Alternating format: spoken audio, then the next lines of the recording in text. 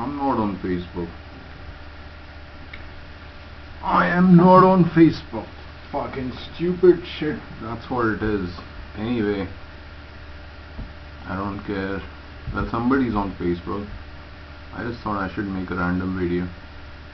So she posted this.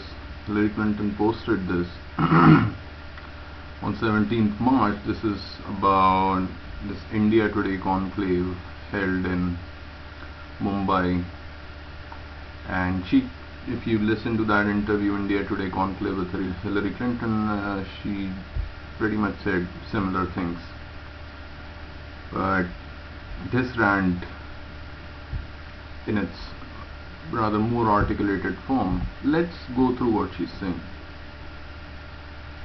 During an interview last week, as mentioned, I was asked about 2016, because that's what she has obviously now, and whether Trump is the virus or a symptom of something deeper going on in American society.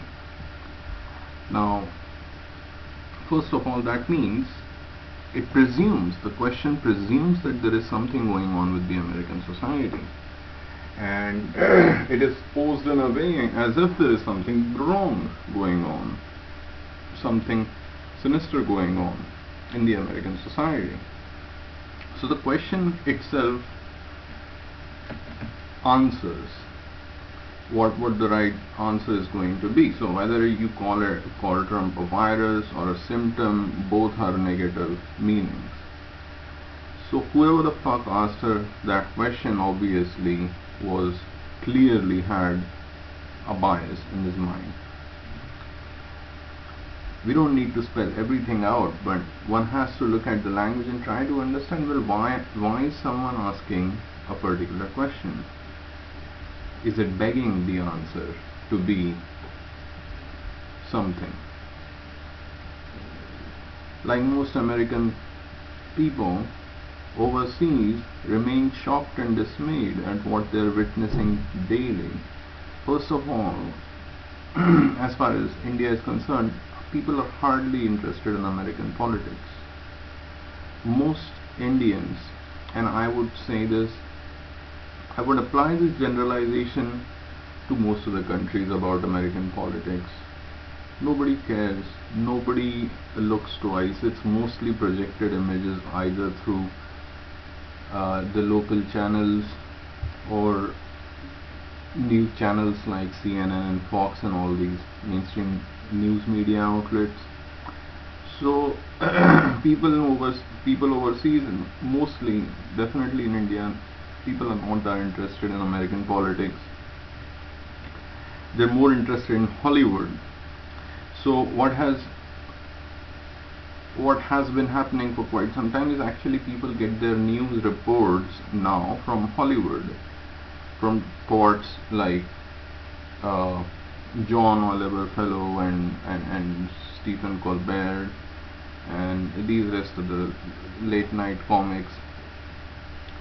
Now,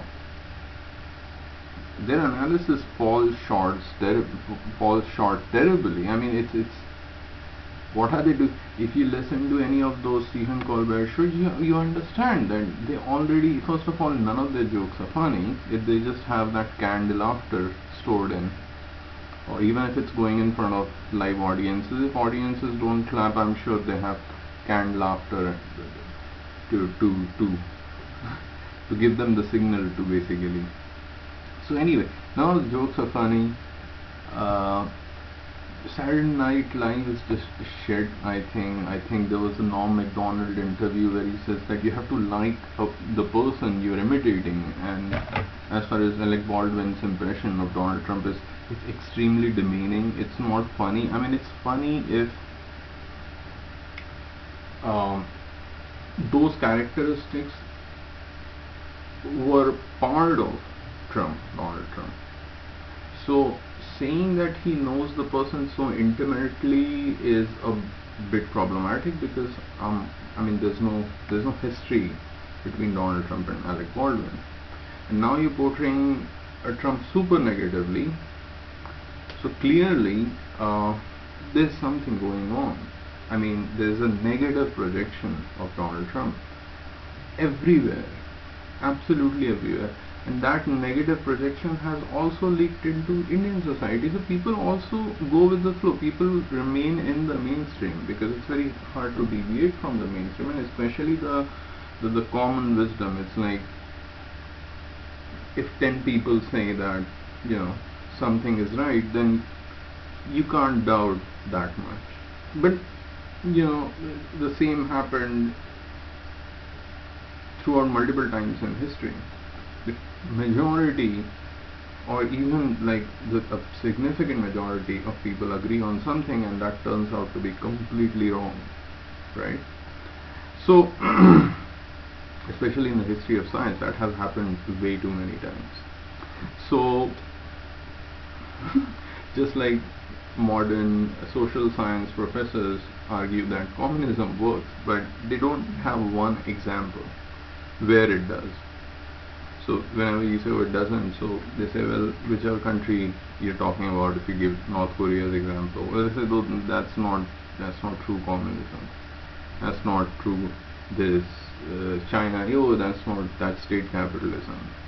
Well, they are calling it communism, and it is based on the welfare principles and all that. Welfare obviously being a euphemism for fucking the ass, but well, it doesn't work. Anyway, let's not get carried away. That means I shouldn't get carried away. This post, it's gonna be a long discussion, but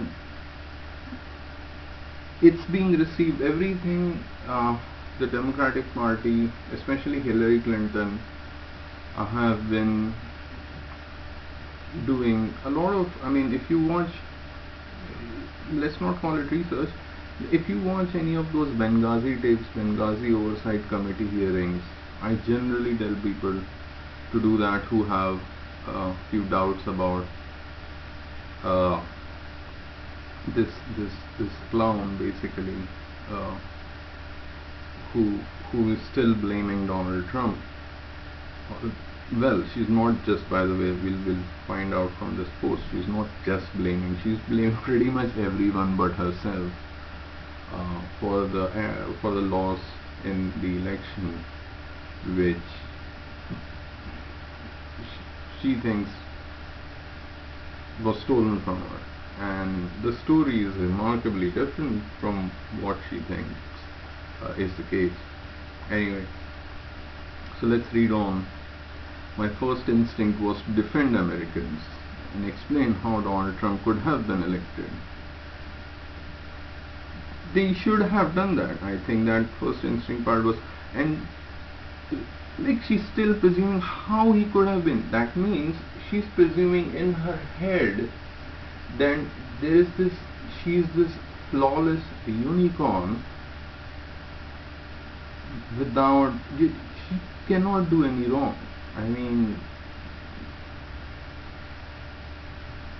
and then she's laying this heap onto Donald Trump, saying that I wanted to defend, but I just couldn't do it because he's just absolute sack of shit. That's what he is. So, in my opinion, but she doesn't say that. So just lay it on him then. So first of all, I mean, obviously that wasn't your first instinct, because the fact that you're rambling on about and talking absolute nonsense about that person, that doesn't mean that you had that. Clearly indicates that you couldn't have possibly have had that first thought in your mind. But anyway, I said that places doing better economically typically lean Democratic. Now this is kind of a blanket statement, I would say. I mean, how do you know? You haven't really provided any statistics, and there is a good possibility, because see, in places of massive disparity, okay, income and wealth disparity, those places could also be called as wealthy. But there is a problem, because it's like they are more or less dominating the rentier economy. They're they're living in that secluded area where most poor people are not present. They don't have to look at them. So there is another possibility that the wealthy areas she is referring to are those kind of wealthy areas where there exists extreme income or wealth disparity. And the fact that Democratic Party candidates and the welfare, leftist Obama welfare agenda is most popular in places like New York, Washington DC, which are actually quite wealthy, but so they are kind of shielded from the miseries of common man, I think. Well, again, I mean, it's not a great generalization, but then again, this statement, actually speaking, is completely meaningless, because what are you even trying to say? I can only go as far that saying that maybe that's the case, that she's doing, that's why, because they're shielded from the reality, those people who are relatively wealthy, belonging to a rentier class, and that's why she's popular over there. But other than that conjecture, this statement has no sense, no meaning whatsoever. Why she, and places where there is less optimism about the future, lean Republican. Now, what are you even trying to say, basically? That they are somehow exploiting that pessimism? Republicans are exploiting that pessimism? Could be, but you haven't really given any data or statistics, and you haven't given any proof. Donald Trump won in states, more number of states. Ms. Clinton just constantly kept talking about popular vote, but that popular vote could have been concentrated in maybe only a few states. But you have to take the consensus of the entire states, or the entire country states, to find majority in the electoral college voting system. So there is a system already in place. So first of all, talking about that popular vote thing, that it doesn't apply, because you already have have devised an election system already. So either you change it later on, but you knew when you started playing the game, you knew what rules were. So if you have this much of information, why instead of, so you're just doing better, you're doing better in those places where people are doing better economically. So why didn't you visit those places and give them some fucking hope? So that's why I said this is a nonsensical statement. That doesn't mean the coasts versus the heartland. Okay, fine. In fact, it more often captures the divisions between dynamic urban areas. Again, just more rambling. There's no more dynamic urban areas and less prosperous small towns with states.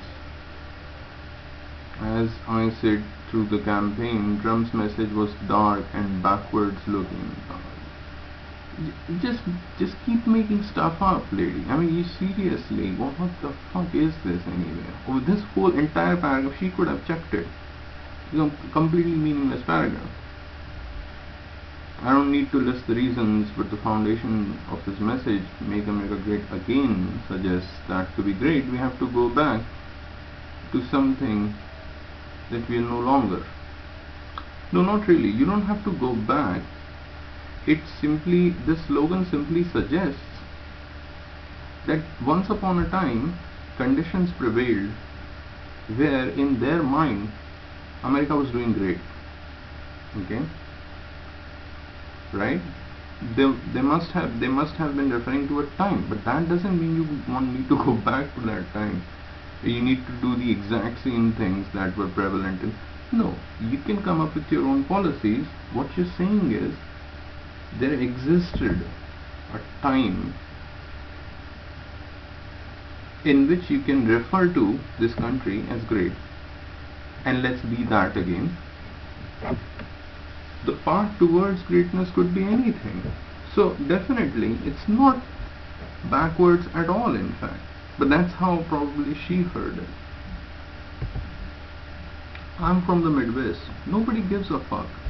I had plans that had I been elected, and of course she had a lot of, I mean, she almost convinced herself before the election. I think the way she's going on, I can infer that, well, before the election she had absolutely convinced herself that she is going to be the president.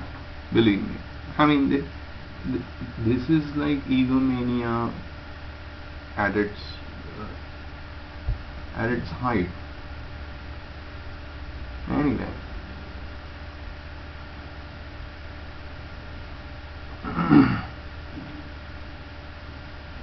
Would have focused on real needs of hard-working yet struggling Americans in every part of the country, raising the minimum wage, paid leave, affordable college, affordable quality healthcare for everyone, training for good jobs that don't require a college degree, and that giving workers a larger share of corporate profits and tax cuts. So on one hand, you're saying you're gonna give tax cuts. Okay, so that means rising spending, or rather less revenue, and this means rising spending. So basically, you don't know what the fuck you're talking about. Alright? But it sounds nice as hell, right? Look at this. How beautiful. Can anybody disagree with this? Yeah, no, I don't think so. It's so bovine when you hear it. It's like, what's wrong with affordable quality healthcare for everyone? There's nothing wrong with it. The point is how you're gonna achieve it, you fucking moron.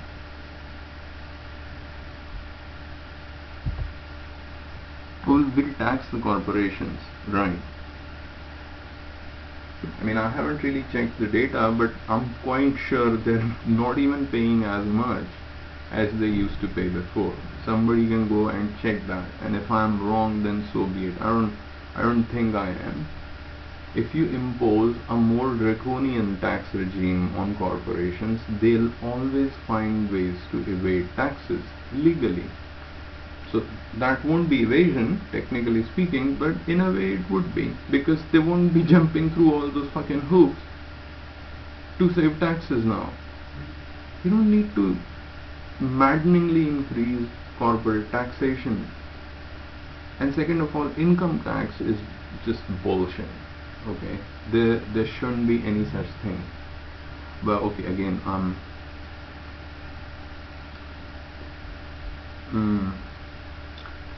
deviating, but no, I'm not. So this sounds very mushy and nice and cozy and warm, but it's bullshit. Okay, so you need policy. So tell us like one policy, okay, other than the rhetoric. Can you just tell us about like one clear policy, what you would have done? So it's the same thing with Bernie Sanders also, and these people actually affect international relations with different countries, and it affects the international economics. The economies throughout the world are very interconnected, and nations are highly dollar dependent. As long as dollars are demanded against petroleum and arms, things like that. So I mean, it's like the same fucking thing. Like Bernie Sanders is like, yeah, we need to give all of that free college education. I mean, look at what is happening in the colleges. Social science departments are in absolute shambles.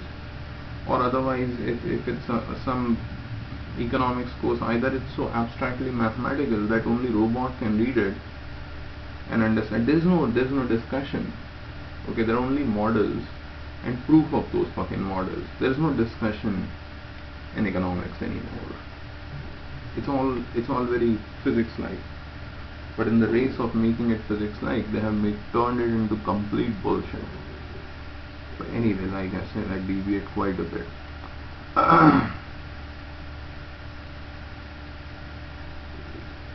So where were we? So far, Trump has done nothing positive to ease the pain of people who most strongly supported him. From the loss of jobs in a coal country to the opioid epidemic to the tax bill that increases the debt by 1.5 trillion with a massive corporate tax cut. Okay, she's on to that now. Only 13% of which went to the workers in the form of bonuses or pay raises. Now, this criticism, if reflected on this fucking thing you just said, it just sounds like you are simultaneously existing in parallel realities, which is logically impossible.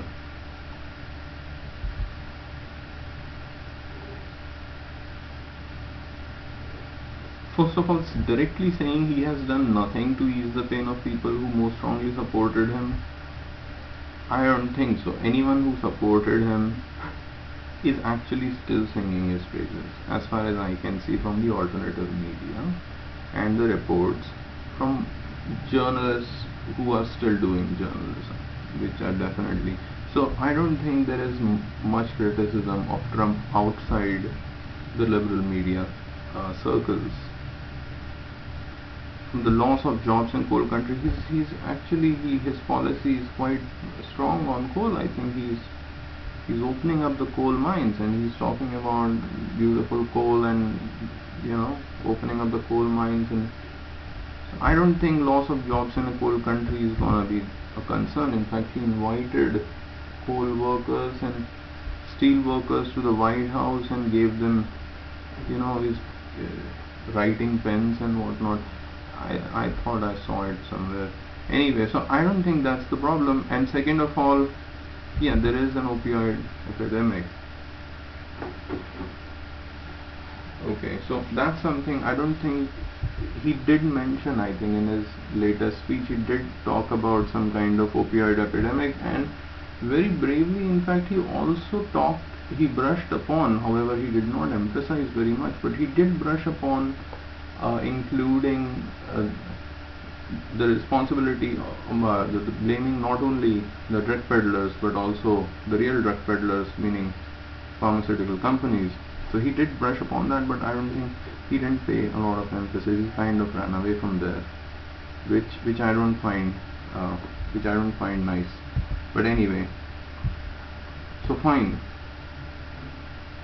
1 out of 100 to the tax bill that increases the debt by. But you just said that you want all these nice things for people, so of course that will increase the debt badge, obviously.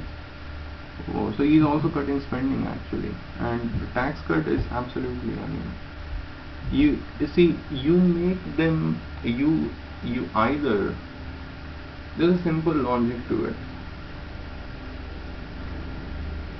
Either you make evasion of taxes more expensive. That means the costs of evading taxes, and not in a gambling sense that if you get caught kind of. So instead of that, why not reduce the cost of taxes themselves? That means taxes are so cheap that why would someone go out of their way and have a bit more stringent penalties? Why would someone, if at all, if there is fraudulence, that is, why would someone go out of their way to fucking evade taxes if taxes are too low? People would just end up paying it somehow, I think. I think it's not like I think subjectively, but it's logical to assume that. I was also asked about women,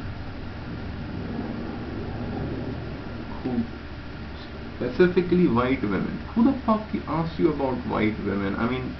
Would you approach a white woman, which she is, and ask her, like, what about white women? Miss Clinton, what do you think about white women? What kind of fucked up question is that? Like people say, what about white women, dude? Get the fuck out. You wanna hire a prostitute, go somewhere else. Why are you inquiring about white women? So obviously it's not that. Nobody asked you about white, but now you want, because you want to raise that point. So here you go. The majority of whom have not voted for Democrats in recent years. Now instead, maybe you should question that, right? Maybe you should, I did better with them than previous Democratic nominees, but still lost them overall to a candidate who relies on scare tactics and false attacks, and masking the fact that he is otherwise no friend to most of. I mean, these are allegations, dude. These are not arguments. Okay, this is bullshit, and this is like again, this is just out of your ass. This is just, oh, here you go. This is look at me. Here's an apple. Get the fuck out of here. Eat your apple. It's not. It's, I did better with them than with them. Like, you counted them, but still lost to them overall. A candidate who relies on scare tactics. In what fucking scare tactics, dude?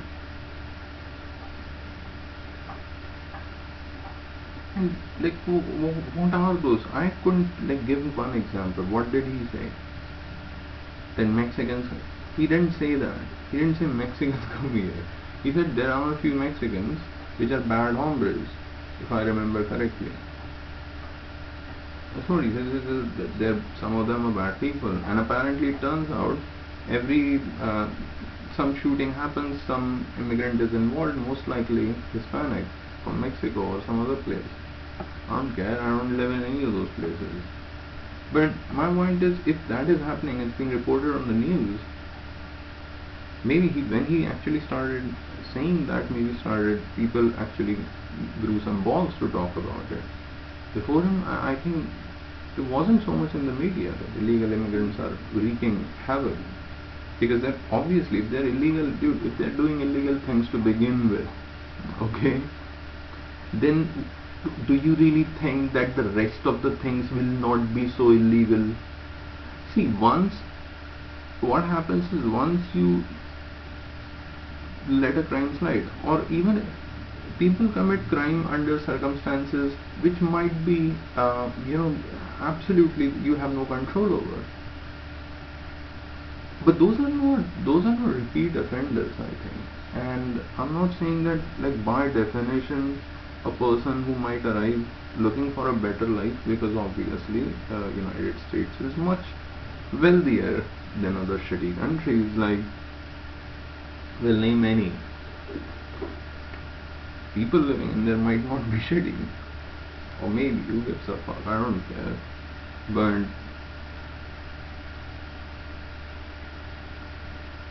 But this saying that some person is just illegal, so has to be criminal.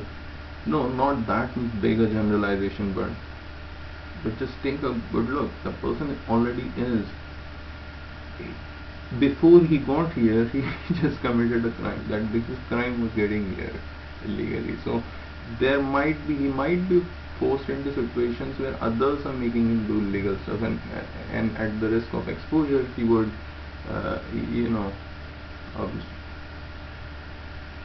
he would commit those crimes, and but they'll save him if he's exposed. So, or maybe if he doesn't do that, they'll expose him. So you get the idea. So that's what he said. So no, that was no scare tactic. Gun violence is happening. It's not a scare tactic. So what else?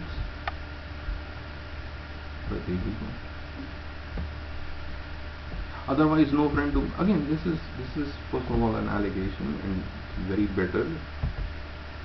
And so, in fact, it's very, very unseemly to actually go to another country and badmouth your president. I mean, in your political.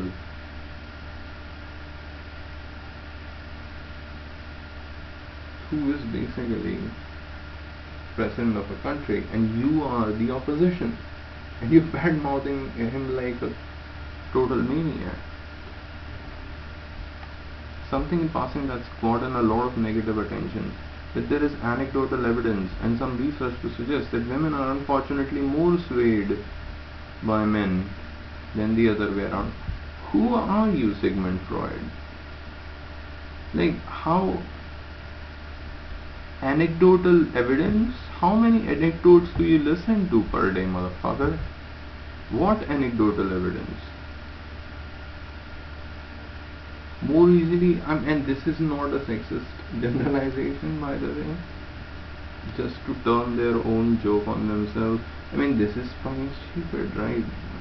More easily because she just learned anecdotally that as much as I hate the possibility and hate saying it, it's not that crazy when you think about our ongoing struggle to reach gender balance.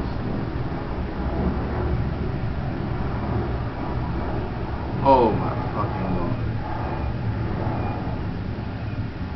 This is like, I mean, if this is not fear mongering, then I don't even know what is. Like, when she's talking about scare tactics, I don't fucking know what else this is other than just absolute scaremongering and just divisionary bullshit.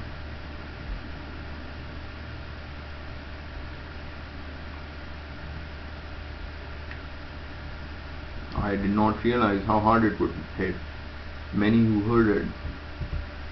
What? I was out there having a conversation, and this was one piece of a larger point about how Democrats need to be better with white women. Everyone needs to be better. Because I know in my heart that Democrats have much more to offer them. It's pure marketing pitch. Do much better with white women. Fuck. Do I believe that some women look at a powerful woman and question whether she can lead, and maybe voting for the man their husband is voting for instead?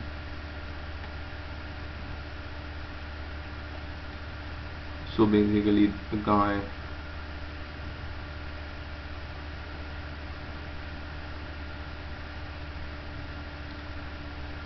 well, this is like, really, man, this is not going anywhere. She's not making any, she hasn't made one sensible sentence so far. Other than that opioid, half-baked opioid epidemic thing. That bullshit was true, but I mean, that was also kind of incorrect. It was a half-truth. Do I believe that? No, you don't. Yeah, you do, and I don't even know what you fucking believe. I mean, it may not be universally true or easy to hear, but yes, it's just yes, that's a yes. She is powerful woman. If women look at a powerful woman, they feel threatened, so they don't. Instead, they vote for the person their dude is voting for. Why don't dudes vote for a woman then in that case? I'm quite fucking, like, that's what happens, right? You go opposite ways. Like, if, believe me, if you, I mean, if there's a beauty queen of some sort and she's really articulate and stuff, and she can just fool people, I'm guaranteeing you 97, this is a fucking random figure, but way more than 90% of the men will just vote for her because she's a hot chick. Unlike her, but I mean, unlike this fucking disaster, but this, I'm just saying, this is psychology, dude. And so the presumption here is, I mean, look at this arrogant motherfucker. The presumption here already is that she is a powerful woman, right? That's what you're saying. You're a powerful woman. Could be. With extreme corruption comes extreme power, so I could be, but nobody really looks at her and just see, there's like an expression of corruption on her face. It's not, see, it's not a strong or whatever. You don't get that vibe. Like, you don't, strong women, I don't know. Who are strong women, by the way? What do they look like? Some people say Indira Nooyi, I think that's just a bunch of shit. Like she's that typical poser, man. So I don't know. I haven't. Like who was powerful? Indira Gandhi was powerful woman. She was admired by both men and women. Margaret Thatcher. Theresa May, for example, unlike Theresa May, I mean, she's probably the most hated woman politician right now after Miss Merkel. But yeah, it's so no, they're not threatened by you. They're not questioning whether. I mean, if you're really strong, then it'll come across as strong. If you're just lame as, just fucking shifting blames from one person to the next, nobody takes you for a strong person. People just think you're a bitch. Okay.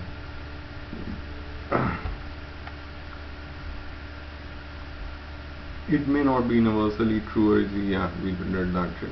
Am I reading it? I know this because even I spent parts of my life wondering if I could achieve the same as male leaders. Oh my god, fucking asshole. When I was serving various roles, like defending like rapists, right? She has, by the way, this because this is so fucking. I mean, you can just type it. Hillary Clinton defending the man who's accused of raping, I think 11 or a 12-year-old girl, and she also came on Infowars, and I think President Trump in presidential debates, I think Trump called a bunch of women, and I don't think, yeah, but I mean, this is for sure, by the way. This is whether he called like that little girl who must be a grown up now, I don't remember, but she's on tape, it's her voice saying that the worst part was, or something like that, that she knew that he was guilty, and it was a very gruesome kind of crime that this guy had committed. She fought she fought his case. I mean, they defended him in the court. So as far as defending people are concerned, you're defending like real weirdos, you know, not cool people. You're the defenders of the most uncool, fucked up motherfuckers. And so a lot of insecurity, how society views women. Society views women exactly the way they would, right? It's under natural conditions, society would view women in a way that they are women, and they would view men in a way that they are men. This feminist, I don't know, pseudo, I won't really call it feminist because it doesn't, like every ideology favors their host, but this ideology just kills the host. So, I mean, if a woman is feminist, she's basically saying everything which is not in her interest. Modern feminists, okay? I'm not talking about at least maybe older, like novelists, probably Virginia Woolf, I'm not sure, but this version, this sort of, you know, accept everything, accept this, and you know, going out and you know, certain people are victims, so they have the right to commit crimes kind of feminism. Then everything is about you. You just fucking self-centered, that kind of feminism. You haven't read a fucking book in your life, but you feel extremely important and a sense of accomplishment without really that sort of feminism. That is extremely dangerous for, again, women. They shouldn't adopt it. And so anyway, so first of all, that the view of women are sometimes also created by women, and if people were not so glamour struck, probably we would have seen more women in the workspace. But well, the sad reality is that no.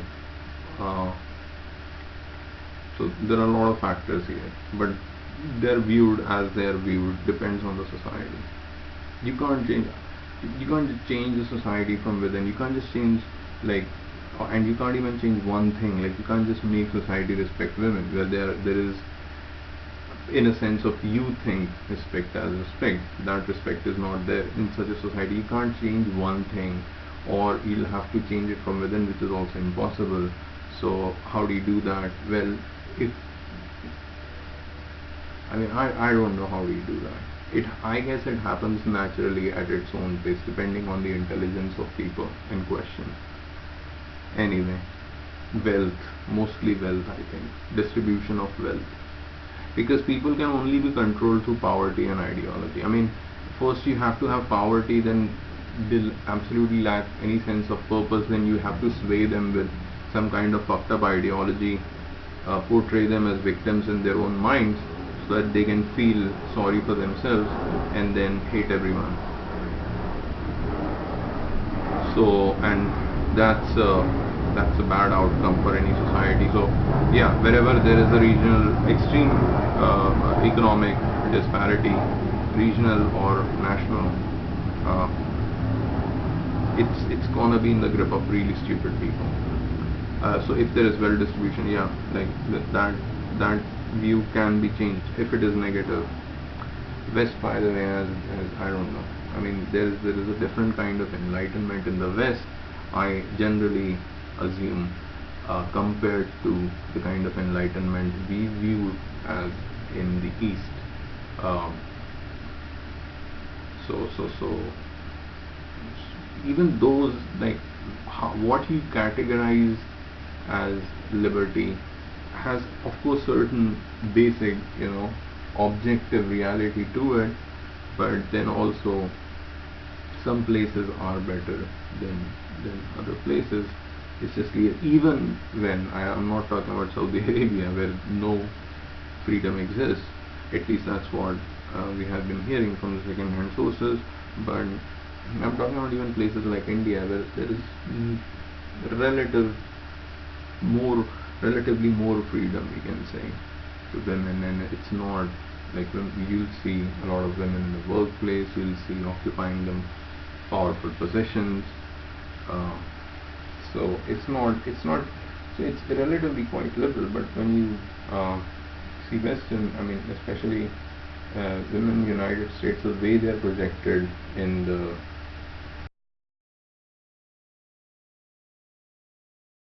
independence in a different, just like men over there view independence in a very different sense.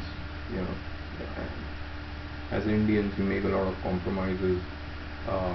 Certain services don't work, we just turn a blind eye and don't really complain that much.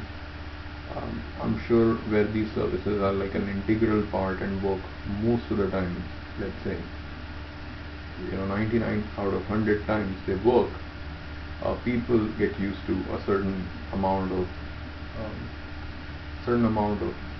luxury, expectations of services to the amount, and they're also paying that much according to their wealth. So yeah, the perspective of freedom does change from country to country depending on the wealth distribution. So it's not such an easy thing to handle this kind of blanket statement. How society views women, again, has this presumption that somehow they give women demeaningly. That's not really true. Defending a man, yeah.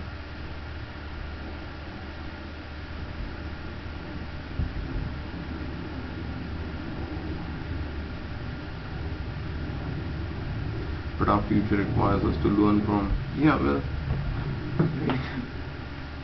what?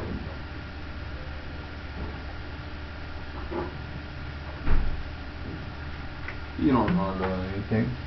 Learn what?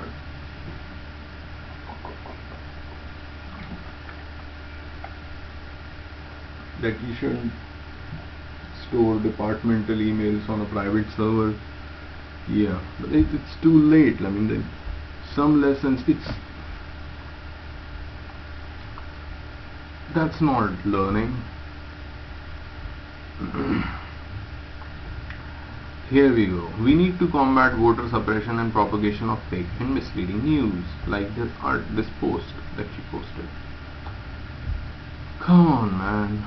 This is like anything is fake news. I mean, I can go on and on for hours. Anything is fake news. Anything that you say is fake news. If I ask a question like, I need absolute certain proof of the fact that NASA sent a man to the moon, and that fucker walked there and planted a fucking flag. I need absolute evidence. No, you're not gonna get any. You haven't got any fucking evidence. Let's go with that. Okay? If I ask that question, however, I will be labeled as fake news. By whom? By people who want to control the information. Because people take it very lightly. Control how would you, like, even if you control the information, what's gonna happen? Your perspective changes. As soon as you have new information, see, this is the problem.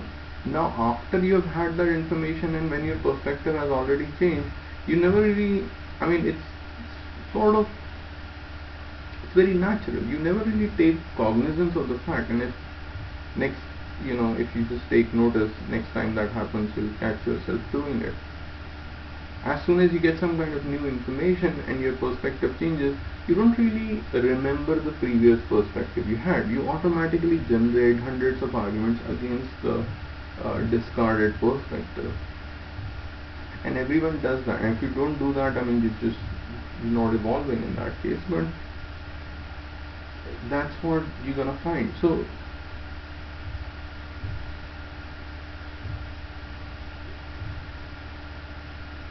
fake news, everything, you have the right to hear everything, and everyone has a right to say what they want, even if they are spreading fake news, not hurting anyone. So, and more than that, even if they want to, let's say, hurt through fake news, like, what are they gonna do? Like, oh, play with the rattlesnake, it's a lot of fun. And when you play with the rattlesnake, actually, just depending on what some fucking douchebag said, then you get ass bit by a rattlesnake and then you die. So, I mean, don't be so fucking naive. But if someone is in fact that fucking naive, I don't know what to say about it then. So fake news definitely doesn't kill.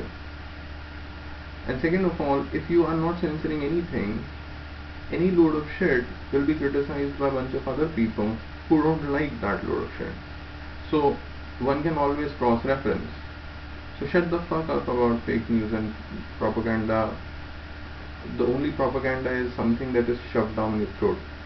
That's because then you can attribute motive. If an information is shoved down your fucking throat, that's most likely propaganda. Everything else which is available for you to watch for free, or you choose to watch it by paying even, that could turn out to be propaganda and you're buying into that shit. Okay? But at least you got into that. Okay, it's your body. But if something is shoved down your fucking throat, like these mainstream news channels, why there are only so few of them? Why is it so fucking costly? Anyway, that's shoved down your throat. You don't really have a choice. So you go to other sources. You can always cross-compare. So shut the fuck up about fake news and misleading news. And if you were to censor someone, there are a lot of mainstream channels that you can censor also. I fear we are not doing anywhere near. Yeah, you're not doing anything at all. Let's go with that. I love our country. Secretary. I want to remain passive. Future, in which I hope to be fighting for democratic values, social inclusion, safeguard next generation of leadership, particularly women.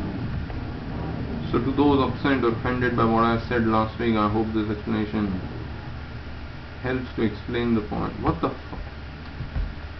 I hope this explains the point. What the fuck is that two-word extra shit? Like, I was trying to make real business before us, protecting our democracy and building a future we can all share. So this is obviously rhetoric, so it's not even. I'm so fucking tired, man.